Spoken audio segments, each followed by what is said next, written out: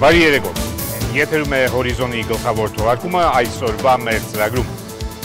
Հայ-իտալական հարաբերություններ Հռոմում կայացել է Հայաստանի և Իտալիայի նախագահների հանդիպումը։ Դպրոցական տարիքում էի սրտի թրթիրով էի սպասում, երբ եմ գալու Երևան։ Տեսնելու օրինակ երիտասարդական պալատը կամ քաղաքային տրամվայը, նույնիսկ երևանյան պաղպաղակը համտեսելու։ Հին ու նոր Երևանը, հին ու նոր խնդիրներով, թեմատիկ քննարկում հորիզոնի տաղավարում։ Երբ որ օտարին փորձում ես դու Երևանը ներկայացնել որպես 2800-ամյա մոտավորապես քաղաք, լրջագույն խնդիրների առջև ես կանգնում։ Գիշերային կրակոցներ Վանաձորում, հրազենային վերքով 3 մարդ է տեղափոխվել հիվանդանոց։ Ինքնությունը դերևս չպարզվեց անձը, իր մոտ ունեցած 762 դրամաչափի ինքնաձիգ հրազենից կրակոցներ է արձակել։ Մեկ ապտակը ծեծ չի։ Հատուկ քննչական ծառայությունը կարճել է Սյունիքի մարզպետի դեմ հարուցված գործը։ Հարցերը կարգավորենք դպրոցահասակ եւ դեռահաս երեխաների առողջության եւ նրանց բարոյական ծառայությունների կազմակերպման առումով։ Երեխայի իրավունքների մասին խորհրդարանական լսումներ խորհրդարանի պատերից դուրս։ Միացյալ Նահանգները փորձում է ազդել Թուրքիայի իշխանությունների վրա։ 306-րդ բանաձևը կոնգրեսի ներկայացուցիչների պալատում։ Կինը նախապես արդեն այդ քայլը ծրագրերի մինչև պաշտպանի գրասենյակ գալը։ Ինքնասպանության փորձ մարդու իրավունքների պաշտպանի գրասենյակում։ Օմբուդսմենին դիմաց խնդրատուն ջրածնի պերօքսիդ է խմել։ Ճշտված տվյալներով 332-33 հազար հեկտար։ Այսինքն դա ամենամոտ խելքին մոտիկ թիվն է։ Հայաստանի անտառացած կույտը, ինչ պատկեր են արձանագրել հեռահար զոնդավորման սարքերը։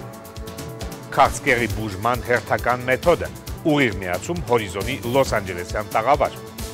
Երկու վարչապետ Պապուա Նոր Գվինեայում, ընտրովի միապետ Մալայզիայում, միջազգային լրահոսի ուշագրավ էջերը։ Ինչպես է ընթանում զորակոչը, պաշտպանության նախարարն այցելել է կենտրոնական հավաքակայան։ Ծնողների հետ զրույցի ժամանակ զգում ես, որ իրոք իրենց երեխաները լավ դաստիարակություն են ստացել, հրամանատարների համար էլ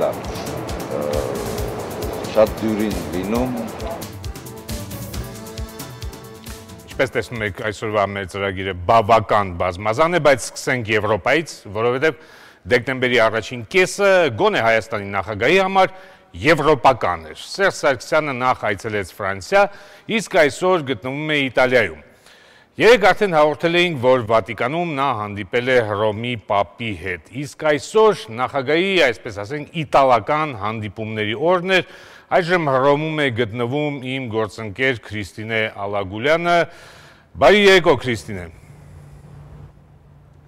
Բարի երեկո, Արմեն։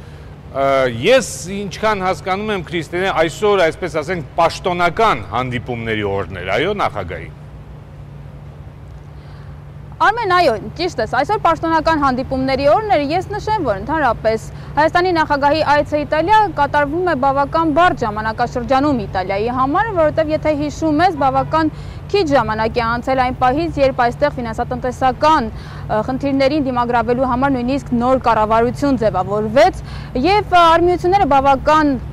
վճռորոշ են տրամադրված, բայց այս օրերին այստեղ հանգիստ է եւ որևէ ցույցերի չես հանդիպում։ Եվ նախագահ Սարգսյանի այսօրվա հանդիպումները սկսեցին նախագահական նստավայրի Ջորջո Նապոլիտանոյի հետ հանդիպմամբ։ Հենց հանդիպման սկզբում նախագահ Սարգսյանը Ջորջո Նապոլիտանոյին ասաց, որ կարևոր է համարում, որ հայ գրատպության 500-ամյակին նվիրված միջոցառումների մեկնարկը տեղի է ունենում Ջորջո Նապոլիտանոյի բարձր հովանու ներքո։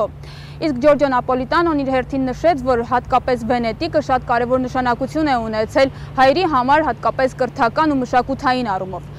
Նրանց խոսակցության երկրորդ հատվածը վերաբերում էր տնտեսական հարցերին։ Մասնավորապես նախագահի այցը Իտալիա շատ կարևոր նշանակություն կարող է ունենալ տնտեսական առումով համագործակցության նոր ոլորտներ ուրվագծելու համար։ Մասնավորապես այդ ոլորտներից կարող է համարվել էներգետիկան եւ ատոմային էներգետիկան։ Այդ է պատճառը, որ նախագահ Սարգսյանը իտալական ընկերություններին հրավիրում է Հայաստան մասնակցելու Հայաստանում իրականացվող ծրագրերին, այդ թվում ատոմակայանի կառուցմանը, նկատի ունենալով Իտալիայի փորձը այդ ոլորտում։ Բացի դրանից երկու նախագահները նաև կարևորում են երկու երկրների գործարար շրջանակների հաճախակի շփումները եւ համագործակցության ձևավորումը։ Անդրադարձ է եղել նաև Եվրոպական միության եւ Հայաստանի հետ հարաբերություններին, եղել է նաև անդրադարձ տարածաշրջանային խնդիրներին, այդ թվում Լեռնային Ղարաբաղի հարցին։ Իսկ ինչ վերաբերում է նախագահ Սարգսյանի այցի մշակութային հատվածին, ապա այս մասին տեսանյութում։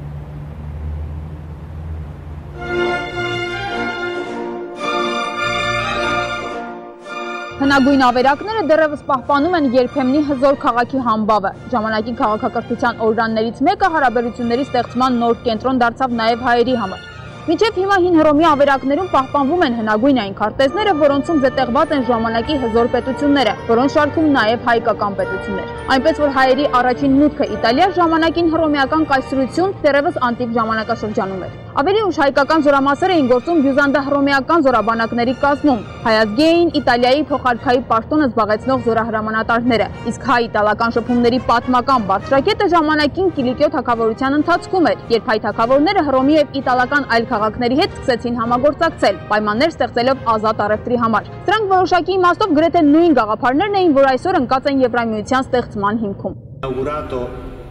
Երբ մենք բացեցինք Դվին ցուցահանդեսը, կարևոր համարեցինք ընդգծել ամուր կապերը Հայաստանի եւ Իտալիայի միջեւ։ Քաղաքակրթական առումով ժամանակին Հռոմի հետ մրցակցող հայկական մշակույթը այսօր ներկայացված է հենց Հռոմի կենտրոնում։ Իդալիայի մայրաքաղաքի կենտրոնում Նավոնա հրապարակում տեղադրված է հայկական մշակութային ժառանգության խորհրդանիշներից մեկը՝ խաչքարը։ Խաչքարի բացման պատիվը Հայաստանի նախագահին է վերապահված։ Իդեպ սա եզակի հնարավորություն է, որ հայկական մշակույթը ներկայացնելու հնարավորություն է տրվում Հռոմի կենտրոնում, հայկական մշակութային ժառանգությունը ներկայացնելով նաև այլազգիներին։ Խորհրդանշական է, որ հենց այս պատմական հատվածում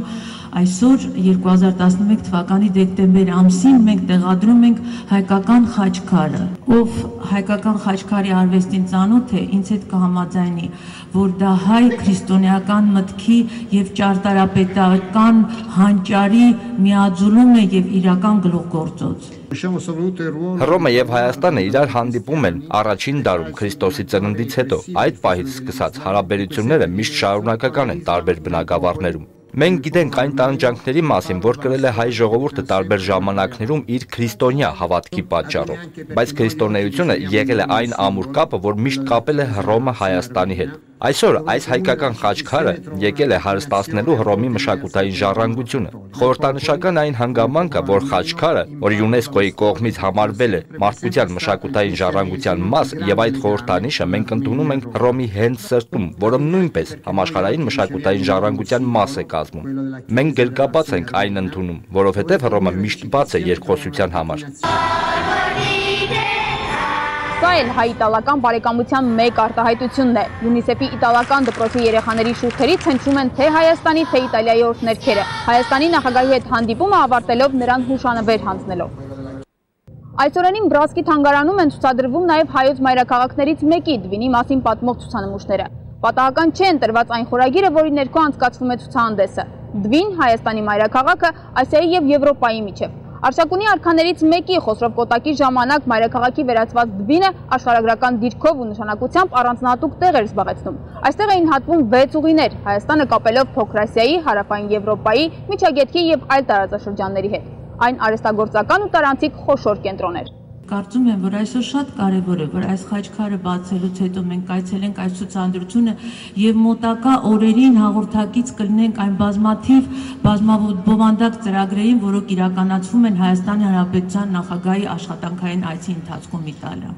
Արվեստների եւ մշակույթի քաղաքի պատմությունը այստեղ ներկայացվում է դեռևս նոյեմբերի սկզբից։ Այն կշարունակի այցելուներին հյուրընկալել մինչև 2012 թվականի հունվարի վերջ։ Կրիստինե Ալագուլյան, Հորիզոն, Հռոմ։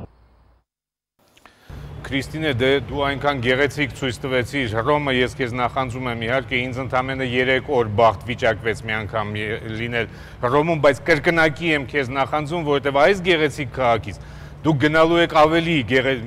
միգուցե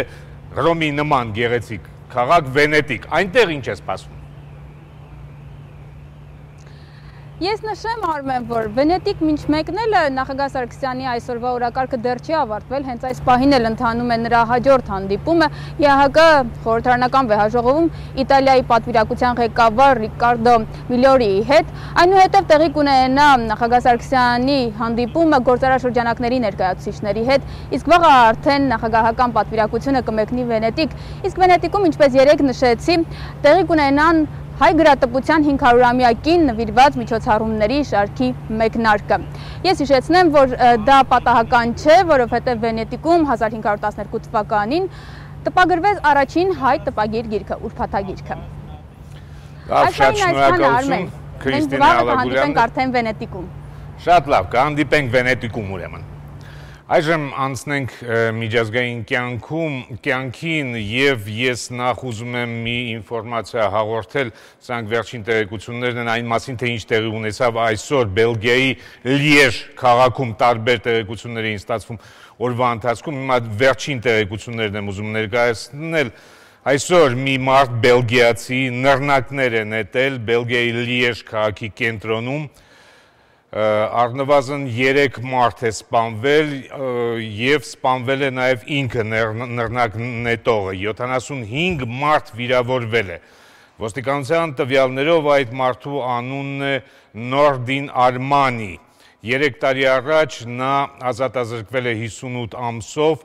պայթուցիկ նյութեր և թմրանյութեր պահելու համար, նրան այսօր կանչել էին ոստիկանություն, նա պետք է ներկայանար ոստիկանություն, վերցել է պայուսակը, պայուսակի մեջ դրել է նռնակներ, դրել է ատրճանակ և հրացան և այդպես դուրս է եկել Լիեժի կենտրոն և այնտեղ սկսել է ավտոբուսի կանգառում նռնակներ նետել և սպանվածներից երկուսը կարող եմ ասել, որ պատանիներ են, մեկը 15, մյուսը 17 տարեկան, դրդապատճառների մասին առայժմ ոչինչ հայտնի չէ և դժվարանում եմ ասել հայտնի կդառնա արդյոք, որովհետև հարձակում կատարողը ինքը մահացել է։ Անցնենք այլ նորությունների արաբական աշխարհից։ Այս տարվա արաբական հեղափոխությունները, ինչպես հիշում եք, սկսվեցին Թունիսից։ Նախագահ Բեն Ալին փախավ երկրից և այսօր տեղի ունեցավ նոր նախագահի երդման արարողությունը։ Դա այն մարդն է, որը ժամանակին քննադատում էր Բեն Ալին, հենց դրա համար ձերբակալվել է, իսկ հետո ստիպված է եղել հեռանալ Թունիսից։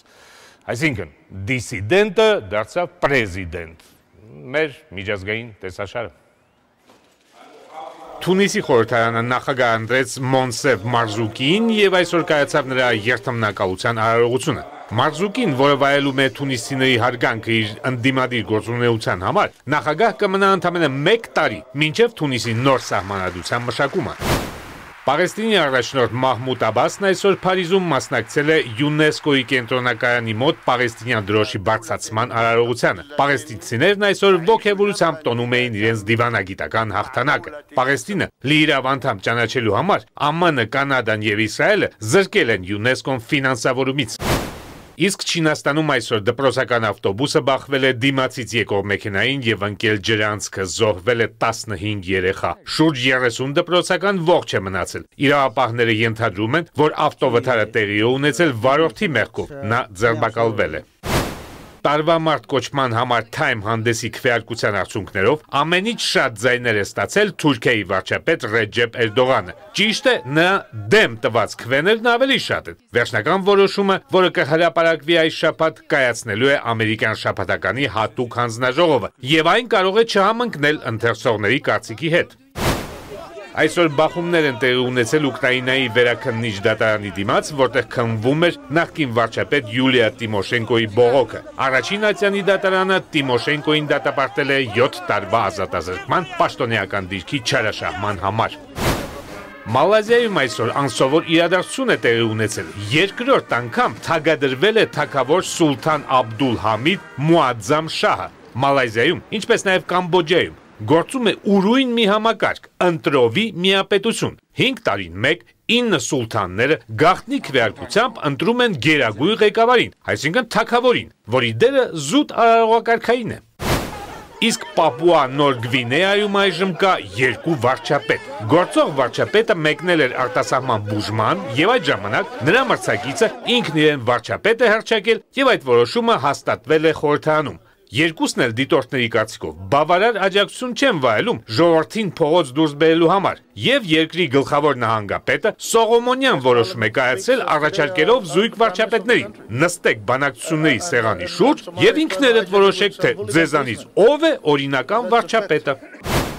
Աշխարհի ամենաբարեկեցիկ երկրներից մեկում Նորվեգիայում կարագի սուր պակաս է զգացվում։ Կարագի գինը քառապատկվել է եւ այժմ 250 գրամանոց փաթեթը արժե $13, ավելի քան 5000 դրամ։ Պատճառը Եվրոպայում տարածված դիետան է, որի հետևորդները պնդում են, թե կարակ ուտելը ոչ միայն չի գերացնում մարդուն, այլև հակառակը օգնում է նիհարել։ Նոր տարվա նախօրեին նորվեգացիները մնացել են առանց կարակի, եւ զբոսաշրջիկները այն բերում են իրենց հետ արտասահմանից։ Պերույում այսպիսի ավանդույթ կա, որը գալիս է ինկերից։ Ամեն տարեվերջին միմյանց նկատմամբ քեն կուտակած մարդիկ մարտի են բռնվում, մի լավ դնգստում իրար, ազատվում թշնամանքից եւ հաշտվում։ Այնպես որ մի զարմացեք, այս մարդիկ ոչ թե ծեծում են միմյանց, այլ այսպես ասենք, իրականացնում են հաշտեցման գործընթացը։ Այժմ մի նուրբ թեմա ենք ուզում շոշափել, խոսքը քաղցկեղի բուժման մասին է։ Գաղտնիք չէ, որ ժամանակ առ ժամանակ մամուլում հաղորդագրություններ են տարածվում, որ գտնվել է քաղցկեղի դեմ պայքարի շատ արդյունավետ միջոց։ Հասկանալի է, որ ցանկացած դեղամիջոցի արդյունավետությունը կարող է հաստատվել միայն ժամանակի ընթացքում։ Մենք կարող ենք ընդամենը լրատվություն ներկայացնել, եւ այդպիսի հաղորդագրություն այս շաբաթ ստացվեց Կալիֆոռնիայից։ Ամերիկացի մասնագետները ստացել են մի դեղամիջոց, որը, ինչպես իրենք են պնդում, դրական արդյունք է տվել լեյկեմիայի, արյան քաղցկեղի բուժման ժամանակ, երբ գոյություն ունեցող դեղերին հիվանդի օրգանիզմը այլևս չի արձագանքում։ Այժմ Լոս Անջելեսում է Դերենիկ Յափուջյանը, բարի երեկո Դերենիկ։ Բարի երեկո Արմեն։ Դերենիկ, նման կարգի տեղեկատվությունը շատ մեծ հետաքրքրություն է բնականաբար առաջացնում հեռուստադիտողների մոտ։ Հենց այդ պատճառով ես քեզ պարզապես խնդրում եմ ավելի մանրամասն պատմես այդ դեղամիջոցի մասին։ Բարի։ Ուրեմն Կալիֆոռնիայի Սան Դիեգո քաղաքում գտնվող Արիադ դեղագործական ընկերությունը արտադրել է արմատապես նոր մի դեղամիջոց պայքարելու համար լեյքեմիայի, ողջտրածուցի քաղցկեղի դեմ։ Փոնաթինիպ կոչվող դեղամիջոցը իր փորձնական շրջանը անցել է աննախադեպ արդյունքներով, օգնելով 449 անհույս հիվանդների համարյա կեսին, 47%-ին։ Ավելին, հիվանդների 39%-ը բուժվել են լրիվ եւ ամբողջովին ազատվել այդ նենք հիվանդությունից։ Արմեն, ես մի փոքր սրտից մոտ եմ ընդունում, քանի որ այս դեպքը, քանի որ մի քանի տար առաջ հայրս մահացավ նույն հիվանդությունից, եւ ես առաջին ձեռքից տեսա, թե ինչի է ընդունակ այս հիվանդությունը։ Եվ եթե մի քանի տարի առաջ գտնեին այս դեղը, միգուցե եւ հայրս փրկվեր։ Ինչևիցե, հուսանք կօգնի մյուսներին։ Փոնաթինիպ կոչվող այս նոր դեղամիջոցը ուղղակիորեն հարձակվում է հիվանդ բջիջների վրա եւ կռիվ տալով վերջ տալիս բոլորին։ Եվ այս ամենով հանդերձ այս հրաշք դեղը, եթե հավատանք հեղինակներին, ի տարբերություն իր նախորդների, շատ թեթև side effects ունի, կողմնակի ազդեցություններ։ Բայց Արմեն, ասեմ, որ Ամերիկայում մի բան է նոր դեղ արտադրելը, մեկ ուրիշ բան է այն վաճառելու իրավունք ստանալը։ Շատերը զարմանում են, քանի որ չգիտեն, թե ինչու Միացյալ Նահանգներում արգելված է օտարերկրյա դեղերի վաճառքը։ Միացյալ Նահանգներում որևէ դեղի վաճառքը թույլատրվում է պետության կողմից միայն 5 տարի փորձարկվելուց հետո։ Իսկ Եվրոպայում նոր դեղամիջոցի փորձարկման շրջանը ընդամենը 3 տարի է։ Այս տարբերությունը նշանակում է, որ ամերիկյան դեղագործները 2 տարի ավել պետք է փող ծախսեն փորձարկումների վրա եւ 2 տարի ավելի ուշ միայն կարող են վաճառել այն, փաստորեն դառնալով շուկայում անմրցունակ։ Դեղագործական ընկերությունների բողոքից հետո կառավարությունը 2 ընտրություն ուներ, կամ կրճատել փորձարկումը մինչև 3 տարի, կամ արգելել արտասահմանյան դեղերի վաճառքը։ Ամերիկյան կառավարությունը ընտրեց երկրորդ տարբերակը։ Վերջում էլ 2 լուր, մեկը լավ, մյուսը վատ։ Լավ լուրը այն է, որ ըստ Արիադ ընկերության շատ հավանաբար դեղամիջոցը կհանվի վաճառքի արդեն 2012 թվականի կեսերին։ Իսկ վատ լուրը այն է, որ ընկերությունը մտադիր է առևտրացնել commercialize դեղամիջոցը, որը որպես կանոն նշանակում է շատ բարձր գներ Արմեն։ Լավ, շնորհակալություն Դերենիկ Յափուջյանն Լոս Անջելեսից։ Ես կրկնեմ, որ մեր գործը միայն լրատվություն ներկայացնել, վերջին խոսքը իհարկե պետք է ասեն մասնագետները։ Շարունակում ենք մեր ծրագիրը, ավարտին է մոտենում աշնանային զորակոչը եւ դրա ընթացքին տեղում ծանոթանալու համար Պաշտպանության նախարար Սեյրան Օհանյանը այսօր այցելել է Հանրապետական կենտրոնական հավաքակայան։ Զրուցել է զորակոչիկների հետ, հետաքրքրվել նրանց առողջական վիճակով, ֆիզիկական կոփվածությամբ, կրթությամբ եւ մաղթել բարի ծառայություն։ Այնուհետև Պաշտպանության նախարարը զրուցել է նաեւ զորակոչվող երիտասարդների ծնողների հետ եւ պատասխանել նրանց հարցերին։ Խոսենք նաև մեր մայրաքաղաքի մասին։ Երևանի մասին խոսելը համաձայնեք շատ բարդ է, որքան երևանցի, այնքան կարծիք։ մանավանդ որ վերջին շրջանում ամեն ինչ փոխվել է եւ իր քաղաքից երկար ժամանակով բացակայած Երևանցին հաճախ քաղաքի կենտրոնը այլևս չի ճանաչում։ Ճիշտ է, կարելի է օրինակ նստել հին Երևան կոչվող ռեստորանում, որը գտնվում է ժամանակակից բարձրահարկերի շրջապատում եւ կարոտով խմել հին Երևանի կենացը, որը ինքներս վերացրեցինք վերջին տարիներին։ Լավ է սա, թե վատ, քիչ հետո խոսենք Արամ Աբրահամյանի հետ, թեմատիկ վերլուծություններ շարքում, բայց նախ մեր ռեպորտաժը, մեր քաղաքում այսօր տեղի ունեցած գիտաժողովի եւ ընդհանրապես Երևանի մասին։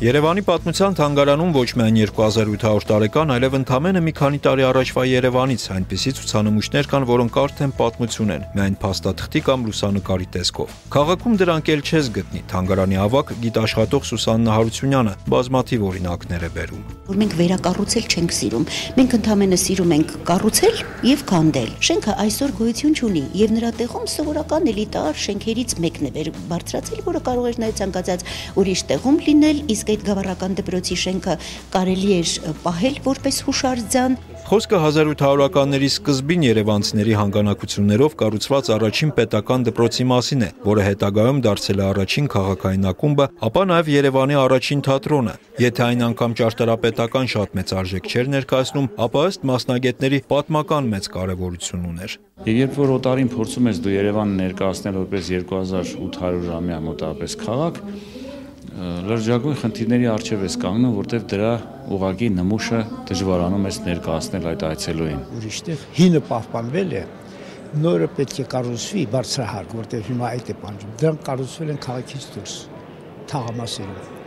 լրիվ առանձին թաղամասերում։ Երևանը այսօր խնդիր ունի վարդագույն քաղաքի պատկերը վերականգնել։ Մասնագետներն ասում են ճարտարապետական մոդեռնը աղճատեց թամանյանական ոճը, ստեղծել հնորյա գոնե մի փոքրիկ թաղամաս։ Սա համենայն դեպս պատմաբանների կարծիքն է ու ճարտարապետների հետ վերջին տարիների հակասությունների առարկան։ Նաև հին ու նոր սերունդների, հին ու նոր Երևանի մասին գնահատականների տարբերությունը։ Ինձ հոգեհարազատ էր իմ մանկության եւ երիտասարդության Երևանը, բայց դա չի նշանակում, որ այսօրվա երիտասարդի Երևանը, որը ասենք երիտասարդը դերակատարում ունի այդ քաղաքում, դա վատն է, դա իր Երևանն է, եւ նաեւ իմ Երևանը, որ ես ասենք արդեն մի այլ ուրիշ տարիքային բարձունքից այդ ամեն ինչին հետևում եւ տեսնում եմ։ Ես երևանցի չեմ, բայց երևի շատերի նման, երբ դեռ դպրոցական տարիքում էի, սրտի թրթիրով էի սպասում, երբ եմ գալու Երևան։ Տեսնելու օրինակ երիտասարդական պալատը կամ քաղաքային տրամվայը, նույնիսկ երևանյան պաղպաղակը համտեսելու։ Փոխվել է Երևանը։ Ես չեմ կարող ասել ինչպես, բայց փոխվել են նաև իմ զգացողությունները Երևանի հանդեպ։ Մի մասը նման է քարե անշունչ քաղաքի, սակայն դա չպետք է, այսպես ասած,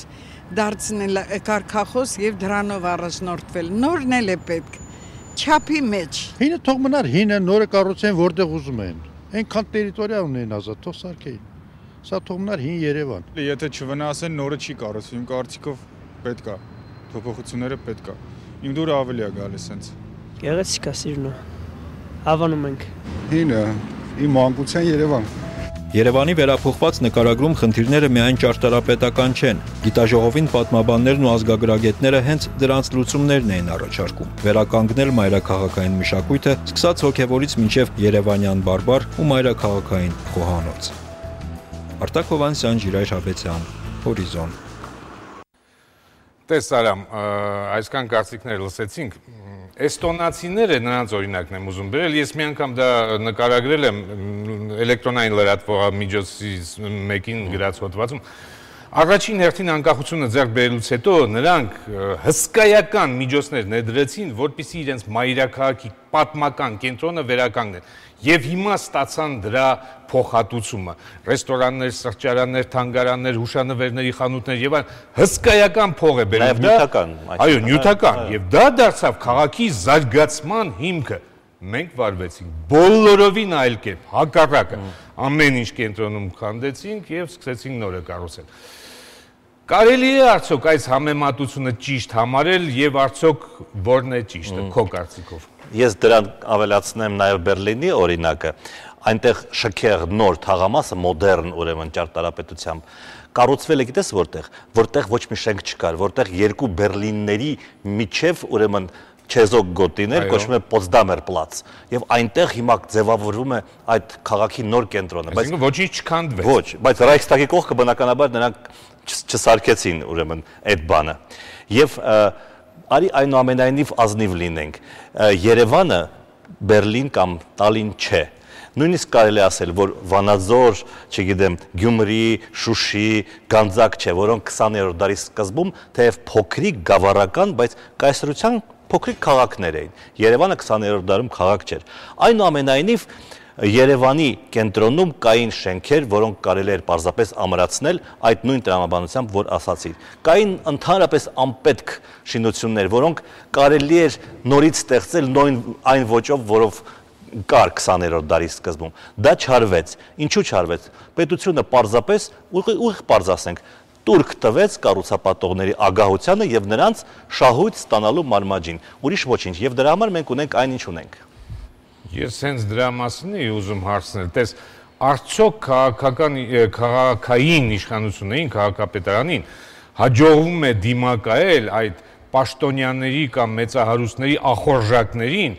եւ արդյոք հասարակությունը, մենք հասարակ երևանցիներս կարողանում ենք որևէ դեր խաղալ այն որոշումներին, որը վերաբերում է բոլորիս, մեր քաղաքին։ Առաջ չէինք կարողանում, երբ որ որոշում ընդունվեց ամեն ինչ քանդել եւ կառուցել Հյուսիսային Պողոտան եւ մնացածը, մեզ ոչ ոք ոչ մի բան չէր հարցնում, ոչ մի բան չէր քննարկվում։ Նրանից հետո, երբ որ կառուցվեց, սկսեցին քննարկումները post factum, երբ որ հիմա ինչ այդ շենքերը պիտի քանդեն, չեն քանդելու, չէ՞ իհարկե։ Հիմա ինչ որ փոքրիկ տեղաշարժեր կան այն իմաստով, որ այնուամենայնիվ կինո Մոսկվայի հետ ամառային թատրոնի այդ հարցը կամ հիմա մենք քննարկում ենք, չէ՞, արժի պարսկական երկնաքերը կառուցել ուրեմն Երևանի կենտրոնում, թե չարժի, գուցեև կառուցեն, բայց այն փաստը, որ մենք արդեն դա քննարկում ենք, փոքրիկ առաջընթաց է։ Կարծում եմ, այդ առաջընթացը պետք է զարգացնել։ Լավ, շնորհակալություն, Արամ Աբրահամյանն է ստուդիայում։ Այժմ անցնենք այլ թեմաների, խորհրդարանը ավարտեց իր աշնանային նստաշրջանը, բայց այսօր ազգային ժողովի մի շարք հանձնաժողովների նախաձեռնությամբ տեղի ունեցան երեխաների պաշտպանությանը եւ իրավունքներին վերաբերող քննարկումներ։ Մասնակիցներից շատերը փաստել են, որ վերջին տարիներին որոշ առաջընթաց կա։ Օրինակ, Հայաստանում արձանագրվել է մանկական մահացության նվազում, անվճար է դարձել մանկական բուժօգնությունը մինչև 7 տարեկան երեխաների համար։ Ես գտնում եմ, որ երեխաների առողջական հարցերի շուրջ մենք շարունակական պրոցես ունենք, չեմ ասում, որ դա բաց թողում է։ Մենք դեռ պետք է գնանք հասնենք մինչև 18 տարեկան, որպեսզի նրանց բժշկական ծառայությունները անվճար դարձնենք մինչև 18 տարեկան հասակը։ Մենք պետք է կարողանանք հարցերը կարգավորենք դպրոցահասակ եւ դեռահաս երեխաների առողջության եւ նրանց բարոյական ծառայությունների կազմակերպման առումով։ Այստեղ մենք իրականում լուրջ անելիքներ ունենք։ Մենք պետք է կարողանանք ստեղծենք նորածնային ինտենսիվ թերապիայի եւ նորածնային բուժական բոլոր հաստատությունները ոչ միայն Երևան քաղաքում, այլ մարզերում, որովհետեւ մենք գիտենք, որ շատ անգամ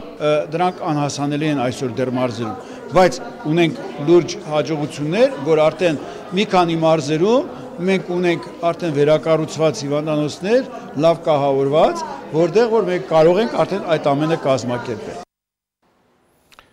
Եվ մի արտառոց դեպքի մասին այսօր մարդու իրավունքների պաշտպանի գրասենյակում մի ծեր կին դիմում է ներկայացել գրասենյակ, ապա ինչ-որ լուծույթ է խմել։ Գրասենյակի աշխատակիցները անմիջապես շտապ օգնություն են կանչել եւ կնոջը բուժօգնություն են ցուցաբերել։ Նրա առողջական վիճակը այժմ բավարար է, տեսնենք թե ինչ է պարզել մեր գործընկերը։ Մարդու իրավունքների գրասենյակում այսպիսի դիմում լրացնելուց հետո 65-ամյա կինը ինքնասպանության փորձ է արել։ Դիմումը գրվել է ընդունարանում։ Գրասենյակ 65-ամյա կինը այցելել է մոտ 13:30-ին։ Այնքան հուզված, որ նրան հանգստացնում է գրասենյակի հոգեբանը, աշխատակիցները օգնում են լրացնել դիմումը։ Դիմումում առկա բողոքները երկուսն են։ իրենց տանը կատարված գողության մասով է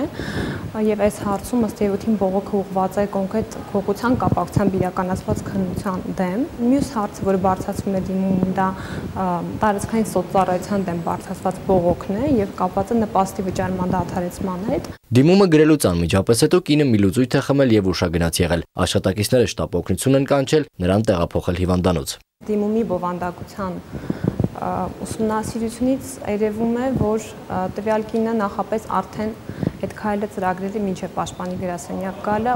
ցույց տալով այդ իր բողոքի ակցիան եւ ցանկանալով նաեւ հրապարակային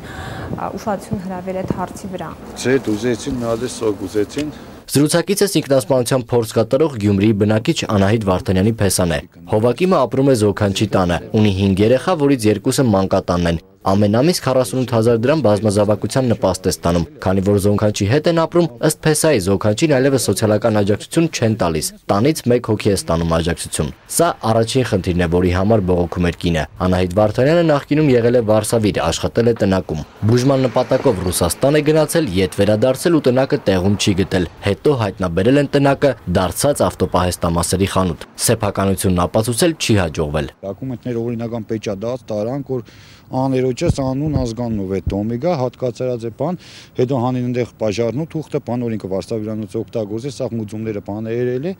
Հետո այն մարտիկ միլիցիայից անհետ ինչ խոսացին, ինչ չխոսացին, մենք սխալն էլանք մեջը, մեր չհատկացրեցին մեզի տոմիգա։ Նույն տանը տարբեր կենցաղներ են վարել Զոքանչն ու փեսայի ընտանիքը։ Հովակիմը նպաստը եւ նվազագույնից էլ ցածր աշխատավարձը միայն իր ընտանիքի համար է ծախսում։ Անահիտ Վարդանյանը վերջերս արդեն իր տան կողքի կիսափուլ բնակարանում էր ապրում։ Հիմա Զոքանչի պահանջը փեսայից մեկն է՝ ազատել բնակարանը։ Տանիմ կեն 3 երեխուն է խոսքի կհանձնեմ մանկատուներ, ես ու կինս են այնք իշքան։ Ըստ բժիշկների, Անահիտ Վարդանյանի վիճակը միջին ծանրության է։ Նա հիմա գտնվում է վերակենդանացման բաժնում։ Խմել է ջրածնի պերօքսիդ, բոլորին հայտնի պերեկիսի լուծույթ։ Ստացել է քիմիական այրվածք բերանի խոռոչից մինչ ստամոքս։ Ստամոքսի լվացման ջրերում արյուն է եղել։ Կյանքին վտանգ սպառնում է թե ոչ, միանշանակ դեռևս չեն պատասխանում, շուտ է։ Մարդու իրավունքների գրասենյակից վստահեցրին, որ այս գործի վերաբերյալ հենց վաղը գրություններ կուղարկվեն իրավասու մարմիններին։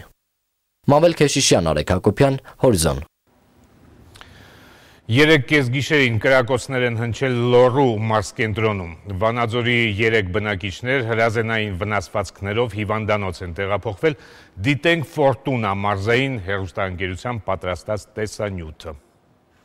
Դեկտեմբերի 12-ի կեսգիշերին մոտ ոտքերին ստացած հրազենային տարբեր վնասվածքներով Վանաձորի թիվ 1 հիվանդանոցային համալիր են տեղափոխվել Վանաձորի բնակիչներ Արսեն Գևորգյանը, Մարտիրոս Ավետիսյանը եւ Գարիկ Մուրադյանը։ Հիվանդների վիճակը թեթևից մինչև միջին ծանրության գտնում է ստացիոնար բուժման մեջ։ Ցույց է տրվել համապատասխան բուժօգնություն, վերքերի առաջնային վիրաբուժական մշակում եւ գտնում են հետագա զգողության տակ։ Դեպքի մանրամասները պարզելու նպատակով Լոռու մարզի քննչական բաժնի կողմից ձեռնարկվել են անհետաձգելի օպերատիվ հետախուզական միջոցառումներ։ Զվել է, որ նույն օրը Վանաձոր քաղաքի Կարեն Դեմիրճյան փողոցի վրա գտնվող Բրիս տաքսի ծառայության առջևի հատվածում կանգնած հիշյալ անձանց ուղղությամբ նույն փողոցի հակառակ մայթի վրա գտնվող հիմնարկության Պարիսպի հետևի հատվածից ինքնությունը դերևս չպարզված անձը իր մոտ ունեցած 7.62 դրամաչափի ինքնաձիգ հրազենից կրակոցներ է արձակել նրանց ուղղությամբ, վիրավորել նրան, սակայն վերջիններիս ավտոմեքենաները նստելու պատճառով իր հանցավոր մտադրությունը ավարտին չի հասցրել։ Դեպքի վայրում հայտնաբերվել են 7.62 մմ դրամաչափի բազմաթիվ պարտքուչներ, ինչպես նաև Գագիկ Մուրադյանին պատկանող Mitsubishi Pajero ավտոմեքենան հրազենային բազմաթիվ հետքերով։ Կազմվել է օպերատիվ խումբ, ձեռնարկվում են միջոցառումներ հանցանք կատարած անձի ինքնությունը պարզելու համար։ Դեպքի առթիվ Հայաստանի Հանրապետության քրեական օրենսգրքի 3404 հոդվածի առաջին կետով եւ 235 հոդվածի առաջին մասով հարուցվել է քրեական գործ։ Աննա Պեչենևսկայա, Վազգեն Մինասյան, Ֆորտունա, Լոռու մարզային հեռուստաընկերություն, Հորիզոնի համար։ Հայաստանի անտառների մասին նկատել եք արդյոք, որ երբ ինքնաթիռով գալիս ես Երևան, Սև ծովից հետո նախ խիտ անտառներ են սկսվում, հետո դրանք ավարտվում են եւ սկսվում են մերկ սարերը։ Հենց այդ պահին մոտավորապես կարող եք արձանագրել, որ հատել եք Վրաստանի եւ Հայաստանի սահմանը։ Եվ այնուամենայնիվ իհարկե Հայաստանում անտառներ կան, եւ մասնագետները օգտագործելով այսօր հասու տեխնոլոգիաները արդեն ճշգրիտ տվյալներ են հավաքել մեր հանրապետության անտառածածկի մասին։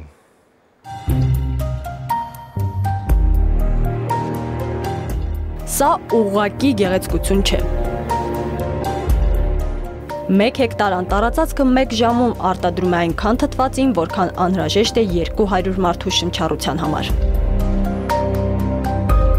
Թթվածնի արտադրություն, օդի մաքրություն, հողի էրոզիայից պաշտպանություն, վայրի կենդանիների համար կենսավայրի տրամադրում։ Առնվազն 50 տարվա ընթացքում 1 ծառը ապահովում է շուրջ $200,000 էկոլոգիական եկամուտ։ Հատվելու դեպքում բնափայտից ստացված արժեքը $500 չի գերազանցում։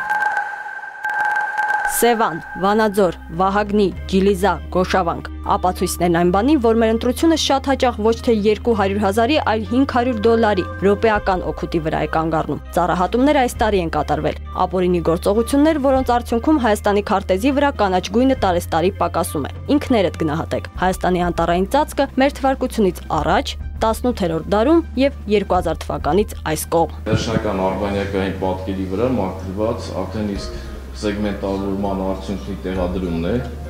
ստացվել է այս թիվը։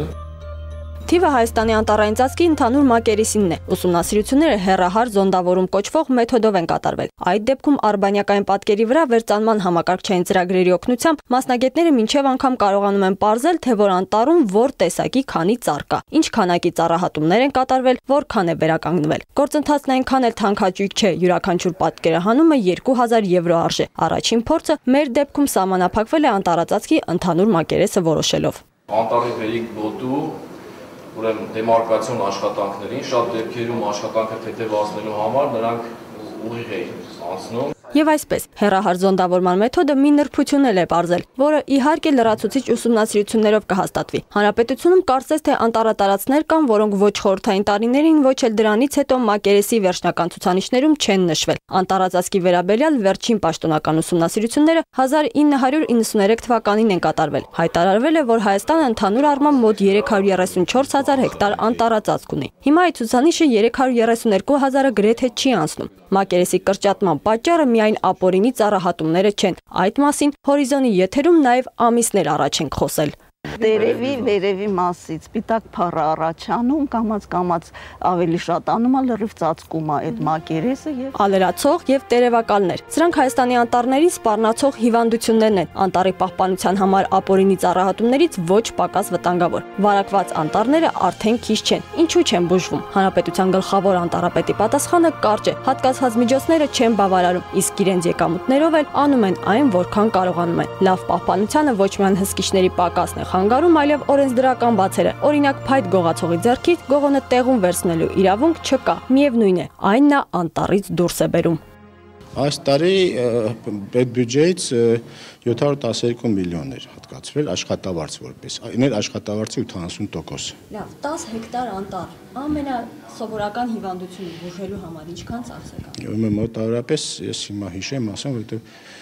մոտավորապես 1 հեկտարը 10,000 դրամ։ Բայց դա այդպես չի, ավիացիան թռնում է, դա 1 հեկտարով չի, դա պետք է հազարավոր հեկտարների վրա բուժում անես, որ այդքան նստի։ Հայաստանում անտառների խնդիրների հարցում սա էլ դեռ ամբողջը չէ։ Ծառահատումների ու հիվանդություններից անկումների պատճառով նաև անտառածած տարածքների որակն է փոխվում։ Բաց տարածքներում ավելի արագ, օրինակ, հացենին ու բոխին են բարձրանում, որակյալ փայտանյութ ունեցող կաղնուն ու հաճարենուն աճելու հնարավորություն չտալով։ Ստացվում է, որ քիչ-քիչ նաև հաճարենու ու կաղնու անտառներն են կորցնում։ Առայժմ դարձյալ հիշեցումն է մնում։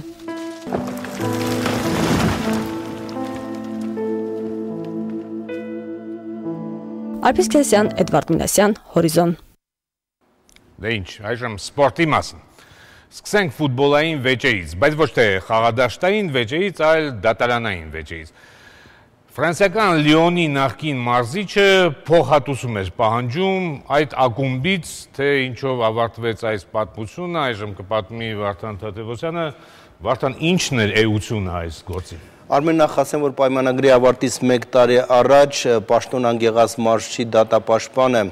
Լիոն ակումբից պահանջում էր 3 միլիոն եվրո 1 տարվա աշխատավարձ եւ 1.66 միլիոն եվրո որպես վնասի փոխհատուցում, սակայն այս որոշումը դատարանը մերժել էր եւ Կլոդ Պյուելը որոշել է բողոքարկել պահանջը, որից սակայն ավելացնեմ, որ 3 տարի նա աշխատեց որպես մարզիչ, այդ ընթացքում Լիոնը չդարձավ Ֆրանսիայի չեմպիոն, փոխարենը նա կարողացավ այս ակումբին հասցնել Չեմպիոնս լիգայի միջև կիսաեզրափակիչ։ Գրոսմաստեր Վարուժան Հակոբյանը Միացյալ Նահանգների Ֆլորիդա նահանգի Օրանժ քաղաքում կայացած Օփնում 8 հնարավորից վաստակել է 7 միավոր եւ նվաճել առաջին մրցանակը։ Այս մասին հաղորդում է Հայաստանի շախմատի ֆեդերացիայի պաշտոնական կայքը։ Նշենք, որ Վարուժանը հանդես է գալիս Միացյալ Նահանգների հավաքականում Գրոսմաստեր Մելիքսեթ Խաչյանն ու Ֆիդեի վարպետ Հարություն Հակոբյանը 5-ական միավորով վաստակել են 5 միավոր եւ 28 մասնակիցների մեջ զբաղեցրել համապատասխան 5-րդ եւ 8-րդ տեղերը։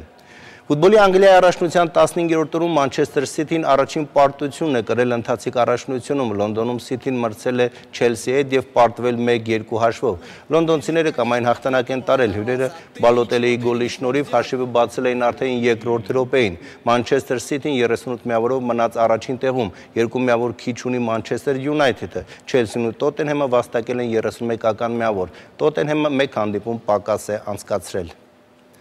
Հայաստանի հավաքականի նախկին գլխավոր մարզիչ Խորեն Հովհաննիսյանը գլխավորել է Տաշկենտի Լոկոմոտիվը, այս մասին տեղեկացում է Armfootball.com-ը։ Այս թիմի կազմում իր ելույթները կշարունակի նաև նրա որդին Հայաստանի երիտասարդական հավաքականի եւ Փյունիկի նախկին կիսապաշտպան Ժորա Հովհաննիսյանը։ Լոկոմոտիվը Ուզբեկստանի առաջին խմբի ավարտած առաջնությունում զբաղեցրել է առաջին հորիզոնականը եւ իրավունք է ստացել մյուս տարի խաղալու բարձրագույն խմբում։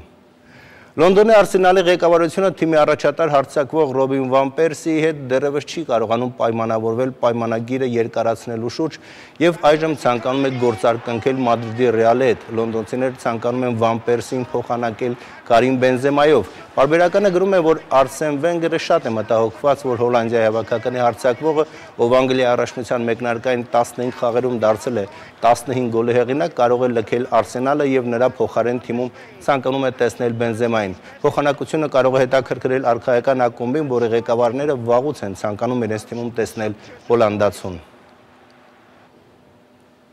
Մադրիդի Ռեալի ռմբարկու Կարիմ Բենզեման ճանաչվել է 2011 թվականի Ֆրանսիայի լավագույն ֆուտբոլիստ։ Ֆրանս ֆուտբոլի ամենամյա հարցման արդյունքում Բենզեման հավաքել է 155 միավոր։ Նա առաջ է անցել Բարսելոնայի պաշտպան Էրիկ Աբիդալից, ով վաստակել է 110 միավոր։ Լավագույն եռյակը 69 միավորով եզրափակում է Լիոնի դարպասապահ Ուգո Լյուիսը։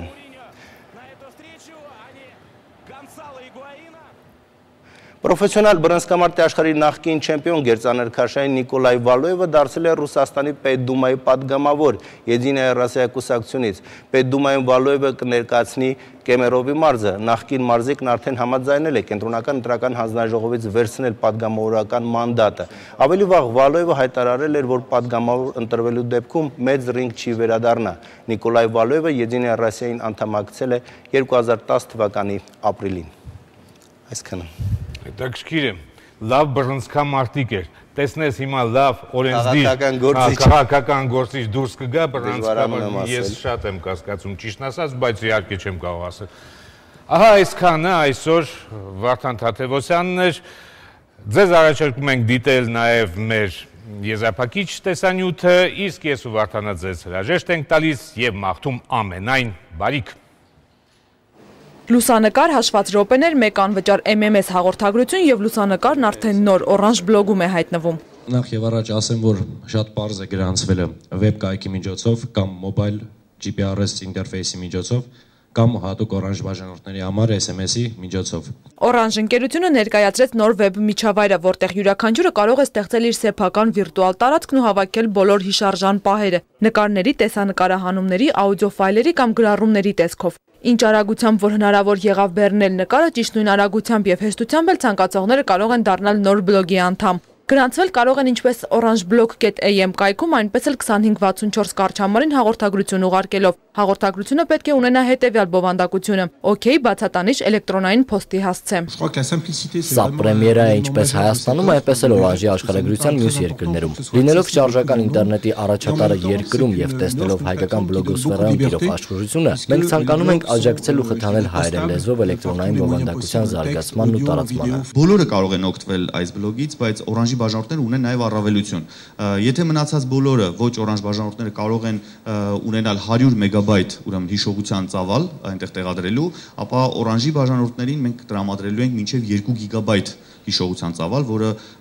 ավելի քան բավարար է ուրեմն սեփական հեռախոսի ինֆորմացիան եւ նկարները եւ վիդեոները տեղադրելու ուրեմն վիրտուալ տարածքում։ Միայն այսօր մեկնարկած նախագծում արդեն մասնակիցների մեծ ակտիվություն է զգացվում, նկատում է նախագծի ղեկավարն ու հաջողությունը մատչելիության հետ կապում։ Օրանժ բաժանորդները կարող են իրենց պրոֆիլը միացնել բջջային հեռախոսներին եւ բոլոր ծանոթություններն անվճար հաղորդագրության տեսքով անմիջապես հեռախոսին ստանալ։ Օրանժի բաժանորդները 2564 կարճ համարին հաղորդագրություն ուղարկելով կարգավիճակը թարմացնելու, մեկնաբանություններ կամ պատասխաններ գրելու հնարավորություն կստանան նաեւ։ Սաթենիկ Հայրապետյան, Արեգ Հակոբյան, Հորիզոն։